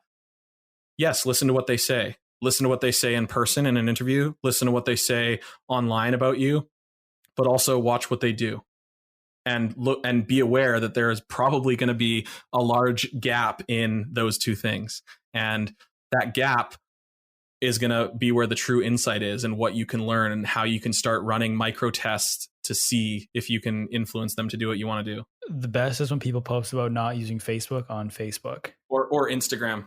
That's my favorite. See you later, Facebook. Catch me on Instagram. And I'm just like, oh my goodness. Have you updated your app recently to see the bottom that says Instagram by Facebook or from Facebook? Like, ugh. Where do you land on with data privacy? Yeah, really good question. I think for me, this is actually very topical because what's that Netflix documentary that just came out that everyone's talking about? Social Dilemma. Yes. You heard about that? Yeah. I think this ties well into that. So maybe we can chat about that for a sec here. So, privacy is important. I think that we know there are brands taking a stand for privacy. Apple, I think, is the one that comes to mind of the big guys who are really like leaning into that privacy narrative. I think me personally as a consumer, I know I'm being tracked online, right? And I'm okay with that, right? I've chosen convenience over privacy by owning an iPhone, by having Facebook accounts, by searching for things on Google, right? That's the trade-off that I've made, is I've chosen convenience over privacy. Now, the layers of that privacy, and I'm not a privacy expert, but for me, my personal belief is I think that I wouldn't feel comfortable with a company knowing exactly everything about me individually. I think anonymized and aggregated data is okay. So what I mean by that is being able to understand, okay, men in Vancouver who are between the ages of 25 and 35 who like the Canucks and don't like, I don't know, David's tea. Let's say, for the sake of example, I like David's tea for the record, but let's just say, I would technically fall into that. I don't think it should be, this is Charlie and Charlie does that. But these are the types of affinities, traits, interests, behaviors that they have. To me, that's okay. Because at the end of the day, if we're going to be on these platforms, there's a cost to running the platforms. And if we're going to see ads, I'd like to at least see ads that I'm interested in. And so, yeah, I think I probably have a skewed view because I've been working in the industry. Whereas I think, going back to that comment about the social dilemma, there are so many people who are outraged about how the data is being used and what's being tracked. And I absolutely agree that I think they have a case, but I think I don't necessarily know what the solution is, because again, what people say versus what people do, we seem to be continuing to use the thing that we talk so passionately about hating. And so I don't know, I think that's controversial in terms of an answer. I think but for me, where I draw the line is when we work with companies as Rightmetric, we're not giving them a list of people of, hey, here's exactly all the people and here's what they do. We're saying anonymized and aggregated at a high level, here's the things that we can see, and here are some ideas of how you could be successful in getting your brand in front of that audience. Mm-hmm. Do you think that in the coming even years, decade, we're going to see kind of people take a step back on the amount of data they've made public to this point? Like, it's going to become a movement, is like a data privacy movement is going to start to grow? I don't know. I hope so. And maybe this is like a bit abstract, but stay with me, and I'd love to hear your thoughts on this. I look at it similar to other things that that the world is facing: climate change, cigarettes, COVID, right? Just getting everybody to go in the same direction when they know something is bad is really, really difficult. And do we really think that, if we can't stop climate change or people smoking cigarettes or even get people to wear masks about COVID, are we really going to be able to get everybody rowing in the right direction when it comes to data privacy? Is that really that high on the list? And I don't know. I don't know what the answer is, but that's where my brain goes. And maybe that's like a sociological answer. But I think that, I think about like how many things are there that we as humanity are facing that we seem to not even be able to get a handle with. And then we're talking about like data privacy. I'm like, really? Like, we can't even slow down our carbon footprint really that much, let alone like, are we going to get annoyed with like brands knowing who we are, what we do? And I don't mean to downplay it. I'm just like, it is an important issue, but I'm like, there's 3, 4, 5 other important issues that I laid out that we seem to still be struggling with. I think I'm in a similar boat. I think it's going to be interesting to see, like, as it becomes an issue, is it going to start to become like a marketing tactic for brands? I think it was Twitter. Or I can't remember where I saw this. Someone was talking about it would be interesting if you could have brands remove all targeting for a social network if you pay a subscription for it. So, for example, like say Facebook went $10 a month. It was Twitter, yeah. With Twitter, yeah. So if Twitter went $10 a month, you didn't have to pay for any. And then they wouldn't track you. But if you wanted to use it for free, they could track you. I think that could be an interesting thing that we see. For sure. And I would do that. I would for sure do that. Like if I could pay for it, I would. I pay for a ton of things. And I think there is value on this platform. That's why we all use it. Yes, as Social Dilemma highlights, there are like ways that it's engineered to be addictive. But at the same time, there is value there. Like, it's the value is engineered in a way to be addictive. But I'm a news junkie. I love Twitter. I'd happily pay for Twitter because that's the best place for me to find out what's happening in the world. And so what's the alternative?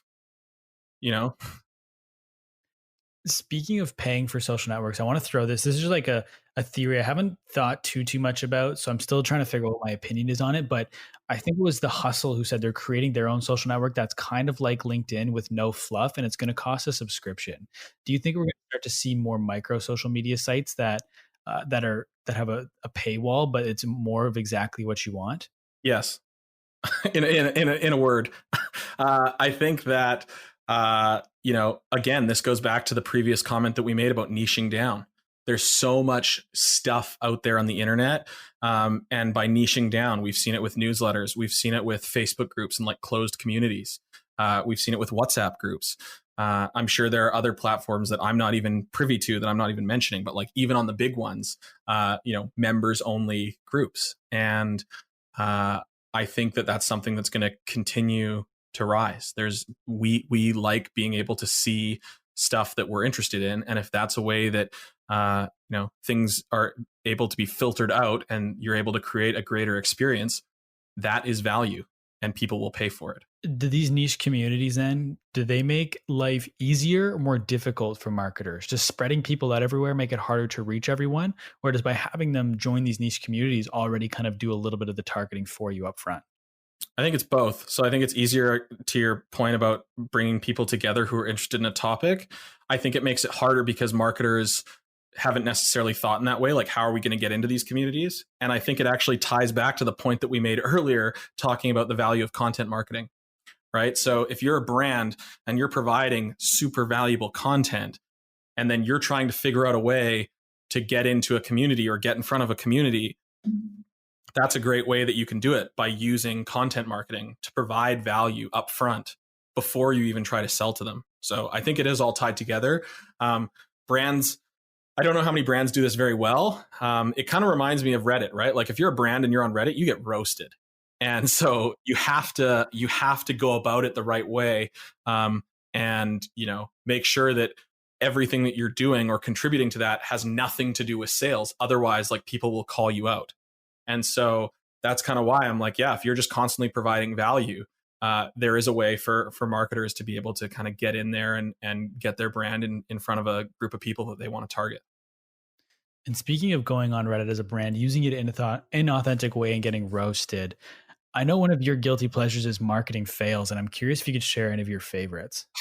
Oh, marketing fails. Like my personal fails, or Like in general, because I've heard you say somewhere else that it's like a guilty pleasure to kind of see people sidestep when it comes to their marketing or anything. So I'm curious if there's anything that come to mind. Yeah, I think, oh man, I just love reading about different things that go wrong, or things that get posted that shouldn't have been posted, or people taking over accounts, and maybe my like guilty pleasure. So the big ones I think are when people think they're logged into their own account, but then they're not, and they tweet something or they share something and they're like, uh-oh, or they double tap and like something as a big brand that maybe they shouldn't be liking.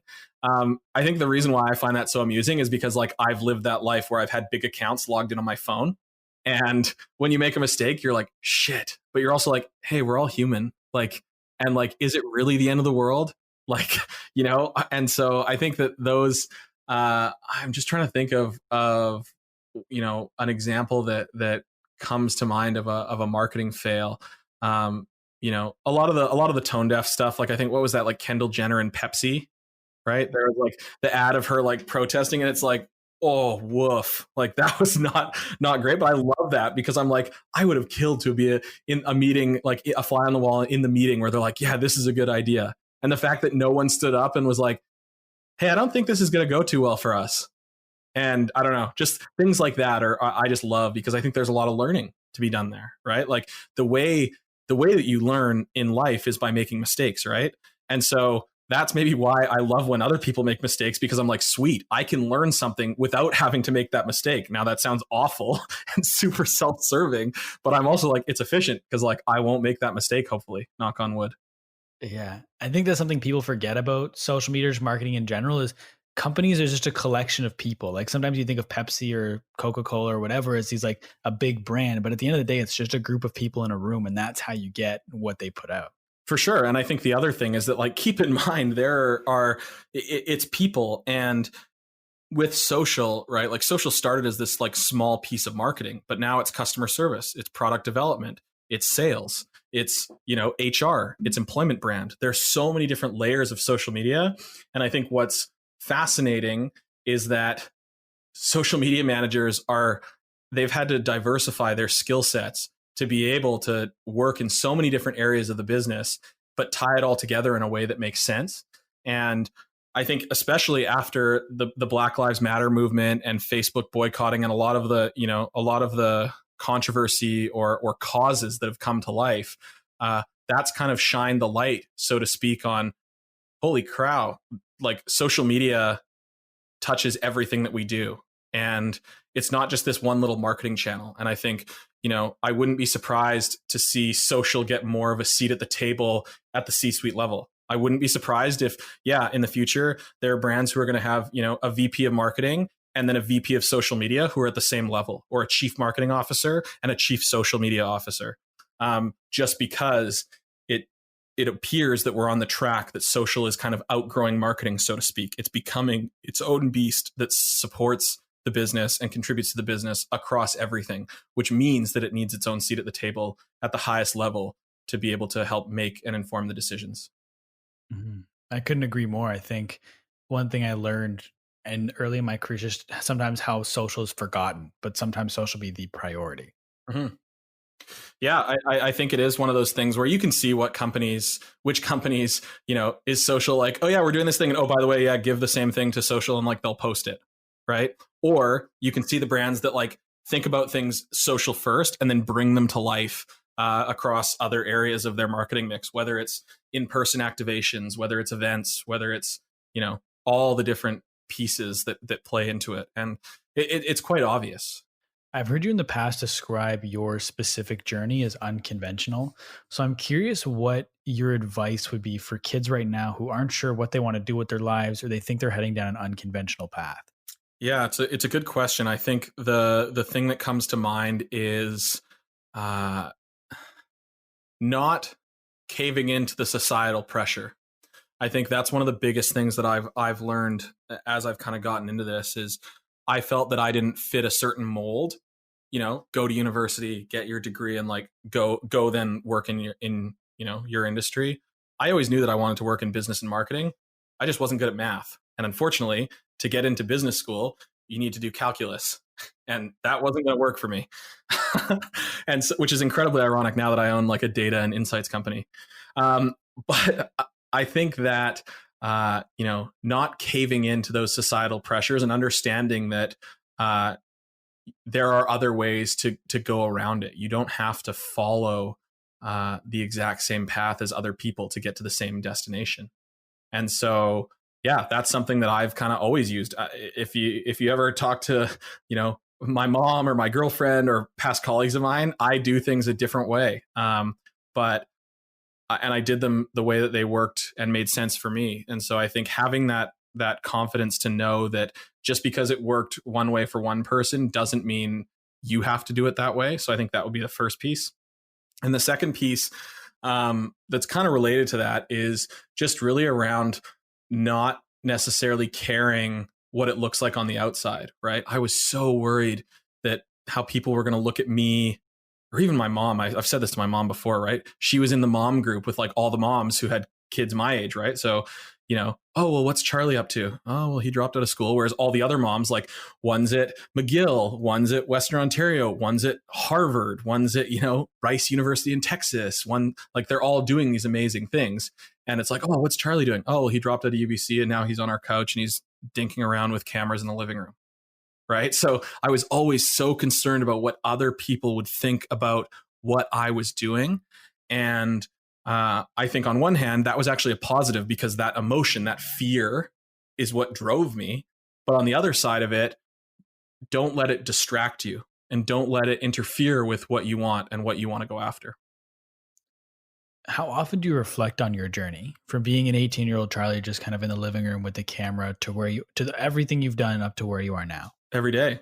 I think the main thing that comes to mind is I joke about this where we meet with people, we talk to people, we work with these awesome companies, and I think back to like, wow, this is amazing. There are people that I get to work with such smart people, and how did I string together all the different pieces to be able to get to this moment? And so I'm constantly thinking about like, wow, it's crazy. Like this journey that I've been on and the things that I've been able to learn and the people that I've been able to meet. And so, yeah, it's something that is literally top of mind every day. I'm constantly thinking back to like, what if I wasn't in that car accident? What would I be doing right now? Or what if I was in the car accident and, I didn't go down this path? Maybe I started my own landscaping company or something. Like, what would life be like? You always think of what ifs, right? Like, I feel like most people are like that. The grass is always greener on the other side. So people are always like, oh, what if I did that? I'm definitely one of those people too. But at the same time, I really love what I'm doing right now. And I know that it's because I've taken this path that is super unconventional, but it seems to have worked out so far. And I think the last thing that I would say about that is there's a huge aspect of luck. I was 20 years old in 2010 looking to get into marketing, right? Like that's like being an inventor in the Industrial Revolution. There are I look back at the era and the age that I was where things started to happen, and then being able to have like a video skill set and being interested in the internet. All of those pieces came together, which kind of acted as like a lubricant, so to speak, to move me forward. And so, yeah, there are other pieces that I think about that even today. Like I'm 30 and it's 2020 and I work in digital and the internet. Like this thing, the internet, when we zoom out a little bit, we're still in the infancy of things. And so, yes, it's been around for a while for us, but being able to think about, okay, when you and I have grandchildren, being able to be like, yeah, I remember signing up for Facebook, right? It's like, yeah, I remember when we got a color TV, it was crazy. So that's kind of the way that I think about it as well. That's interesting. And I appreciate you taking the time to be on the show. Before I let you go, I want to ask you the same standard set of questions that I ask everybody at the end of the podcast. I used to call it rapid fire, but people told me it wasn't really a rapid fire type thing.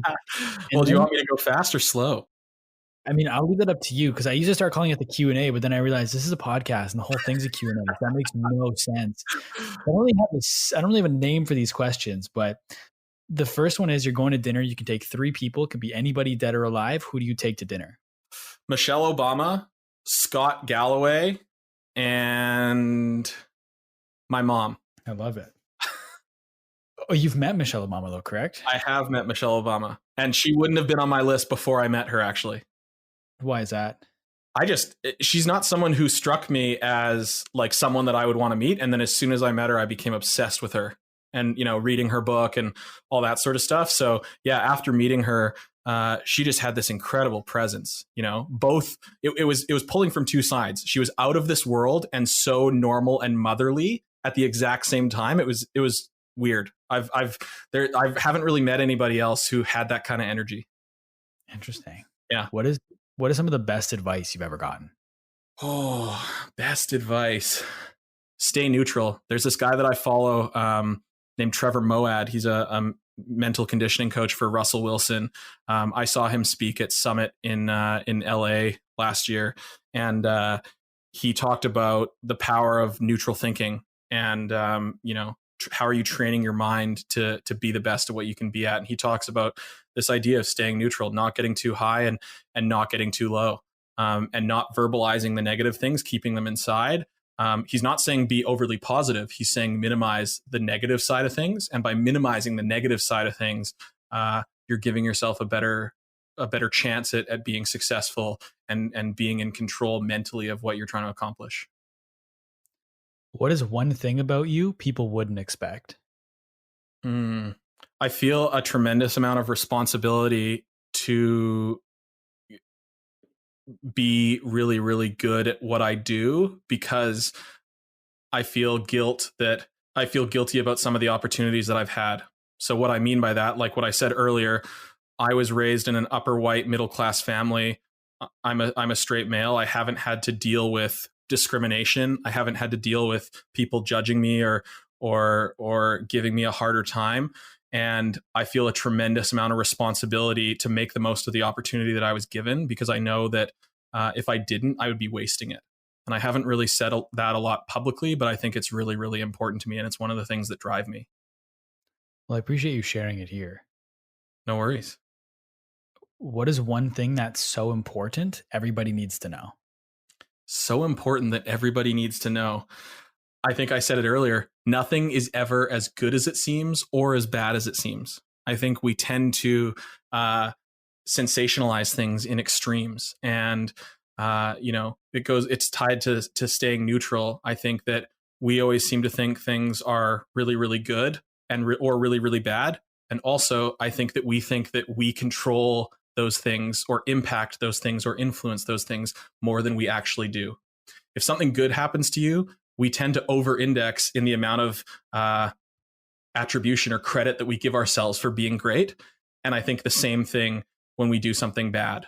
We always tend to bring it onto ourselves. And so just understanding that nothing is ever as good as bad or as it seems. And there's also a big piece of that has nothing to do with you.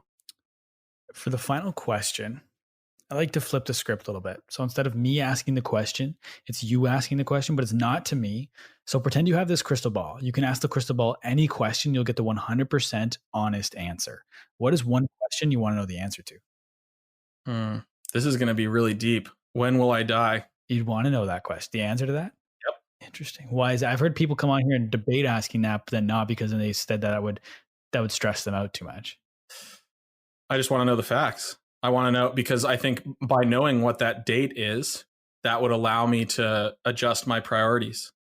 And, life is short. And by knowing when you die, there is the option to change different things to maybe extend that or avoid that. Or you're making sure that you're spending the time that you have doing exactly what you want to do. So that's a really deep personal ending. But yeah, that's a huge question that maybe some people would be scared to ask, but I would just love to know, right? It's almost like the unknown that I feel would cause more anxiety or stress. Once you know, you know. Yeah, that's a fair point. You can start to rationalize it and compartmentalize it. I don't know. Mm-hmm. Absolutely. And I mean, this last question always gets deep, but it's one of my favorite ones to ask. Well, yeah, I feel like that was a good conversation talking about so many different things. And there I am just at the end, just ruining it with a super deep answer or question. Yeah, you didn't ruin it. I think it'd be weird if I asked that question in the middle and we were just back to data. But no, I appreciate you taking the time to be on this podcast. I know before we were talking about we couldn't talk for 2 hours, but I mean, we're pretty close. So I want to thank you. I want to give you the floor. Where can the people find you? Plug anything and everything you got right now. Yeah. So the best place to find me is on LinkedIn. That's where I'm most reachable. I'm also on Twitter at Charlie Grinnell, all one word. We have a podcast, Measure What Matters, a podcast for marketers. It's on all the different podcast playlists. Go check it out. You can hear my sweet voice playing a little bit of role reversal and sitting in Jacob's seat talking to really smart marketers. And we're also just about to start our newsletter, and there's going to be a bunch of really awesome stuff in there. So you can subscribe by going to our website, rightmetric.co, rightmetric.co. And yeah, I'm available anytime, anywhere. Hit me up. I love talking to people. I love answering questions, and you can find me through any of those platforms. Amazing. Well, I want to thank you once again for taking time to be on this podcast. I want to thank everybody for listening, whether you've listened the entire way through or you only listen to bits and pieces. I really appreciate you taking the time to check this out. Everyone, do me a big favor. Go and connect with Charlie on LinkedIn. Go and follow him on Twitter. Make sure to subscribe to Rightmetric's podcast and newsletter. And if you'd like to follow me, you can find me on Twitter and Instagram at the Jacob Kelly. Feel free to come and say hello. My DMs are always open. If you'd like to follow the podcast, you can find us on Instagram at My Social Life Podcast, or YouTube by searching on My Social Life. As always, today's podcast is powered by Trufan. Thank you once again for listening, everybody. We'll talk soon.